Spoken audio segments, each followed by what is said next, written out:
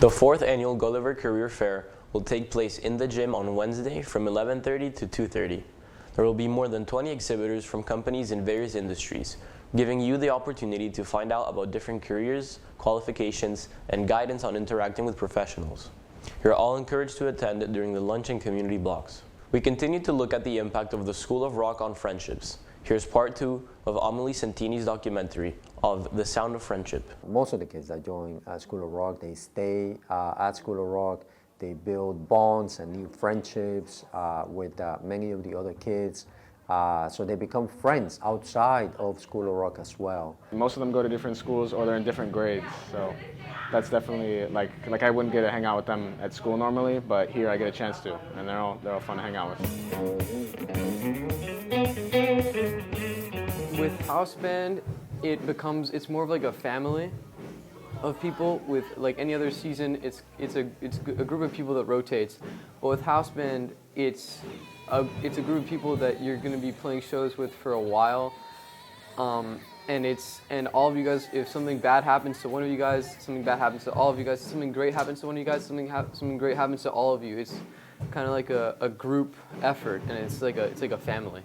At School of Rock, it was always a very welcoming and open community, so I didn't really have to try hard to make friends. But once I started playing music with these new people I'd never met before, it was like we had formed a connection without even having to really talk about it.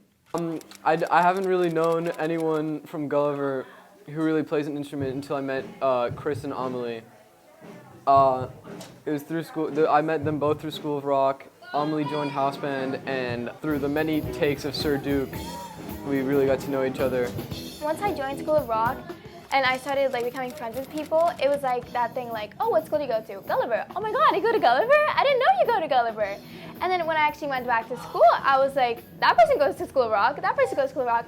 So it was so interesting to see how many of these people that I had been living with every day, seeing them, but I never looked at them a second, I'd never looked at them again because I had nothing in common with them until now with School of Rock, and then I start creating these totally different friendships.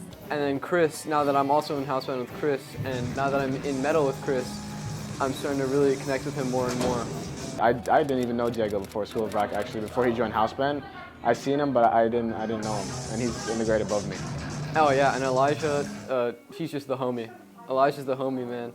I met him in Living Rock, and he's just been a real, I don't know how to explain it, he's just been a real influence on me.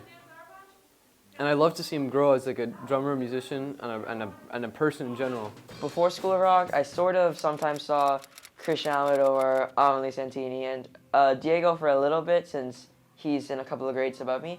And I saw them in the halls, and I didn't really think much of them. They were just other students who I didn't talk to. And at School of Rock, it was almost like I saw a different side of them, which was cool. And now going to school, they're close friends that I can really interact with, unlike before School of Rock. So I'm an 8th grader at Gulliver, and most of my School of Rock house band friends, like Amelie, Christian, and Diego, are all high schoolers. So thanks to knowing them, I think entering high school will be a lot easier because I have more of an opening and welcoming community, so I can go in there smooth and not cold turkey so much. I know a lot of kids now that are best friends or together that only met from here. And we opened about 3 years ago upstairs, and even then when they met and were younger, or some kids that have met after that, now that we're in different groups, are still best friends even as they change groups. Absolutely. I think that's the best part of this job, is it helps you make friends and meet people that you wouldn't meet, whether they're close to you or not, because you have something else in common. That's one of the best parts about doing this. There's something about being a musician and an artist that there's a different sensibility. I don't know how to explain it, but it's kind of different from athletes. And I see that those friendships here become very strong. It's kind of the most beautiful thing about School of Rock. For RaiderVision, I'm Amelie Santini. Now, here's Julia on campus with her cheesy dad jokes. Welcome back to Julia on Campus Dad Joke Edition.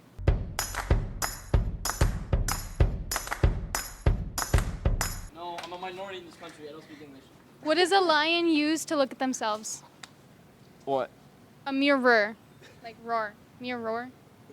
I get the joke because. Hurry! Why did the Scarecrow win an award? Because he scared the audience. No, because he's outstanding in his field. That was not funny. All right. What do you call Wait, no, what do you call a beaver? Shut up. What do you call a beaver? I don't know. Beaver. Okay, ready? What do you call a factory that makes okay stuff? I don't know. A satisfactory. Yo, make sure to follow all my social media at auto. Okay, now you cut like when I say at, all right? I'm so good at sleeping, I can do it with my eyes closed. I think we all do that. Really? Yeah, we do. Are you sure? Yeah, you're not special. I'm sorry. Dogs can't operate MRI machines, but cats can. True. True? Yeah. Yeah? Thanks for watching. We'll see you next time. We'll be back with Jonah and sports right after this message from our colleagues Katie Lewis and Paulino Mercenari at the Raider Voice. Hi, I'm Katie. And I'm Paulino. And we are your editors of the Raider Voice, our school newspaper. We have something for you guys all to do. So basically we're trying to get to 1,000 followers on our social media. So that means you can follow us at either the Raider Voice on Instagram or Twitter. Either one would be fantastic, and we really ask you guys to please do this for us. And if we reach our goal of 1,000 followers, we're going to treat everyone to a surprise, and we've been working with the administration on this. So we really hope that you guys can help us, and we look forward to connecting with you as a school community. Thank you. Thank you. The varsity boys lacrosse team took down Cypress Bay in a well-deserved 14-5 win, with Lucas Sullivan scoring 5 goals along with 2 takeaways, along with the Noyes brothers who would combine for 8 goals and 2 assists, while goalie Dominic Veloso would dominate the net with 11 saves. The team would then take a tough 14-6 loss to St. John Paul Academy. They will have their first playoff game tomorrow at home at 4:30. The opponent has yet to be announced. The girls lacrosse team took a tough 18-3 loss to Oxbridge Academy, but would then bring it back with a close 11-9 win over Coral Reef. The team will play Westminster Christian today in their first district match at home at 3 o'clock. The varsity baseball team took an extremely close 6-5 loss to Westminster Christian, but would then bring it back with a great 9-4 win over St. Andrews, and would later take a close 9-6 loss to Vienna. The team will play Pinecrest today at Pinecrest at 4:30. The boys water polo team took their first win in the state's tournament with a well-earned 17-7 win over Columbus in the regional quarterfinals. The team would then take a hard-fought 13-4 win over Miami Country Day. Reporter Desmond Howard has the call on the highlights. Thanks, Jonah. The boys water polo team turned Miami Country Day into Miami Country Good Night with a commanding tournament win. The first half ended with a close score of 5-3, but once the boys came out of the halftime huddle with Coach Carroll, they were firing on all cylinders. Junior Harry Sharma led the way with 5 goals as sophomore Mateo Balestra pitched in with 1 goal off the feed from senior Nick Ade. Yeah, baby! Sophomore Gabe Lewis-Keister would make his presence felt, dishing the rock and facilitating the offense with passes to set up goals like this from junior Daniel Preston.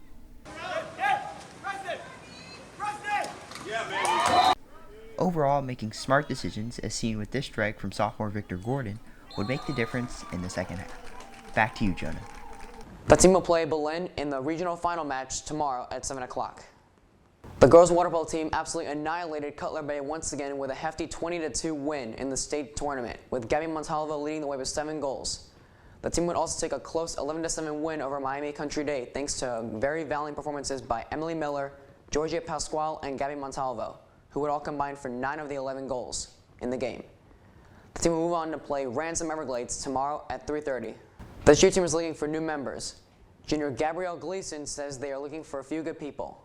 So, as the school year begins to come to a close, we're excited to announce that Gilbert varsity cheerleading tryouts for the 2022-2023 season are starting to come up very soon.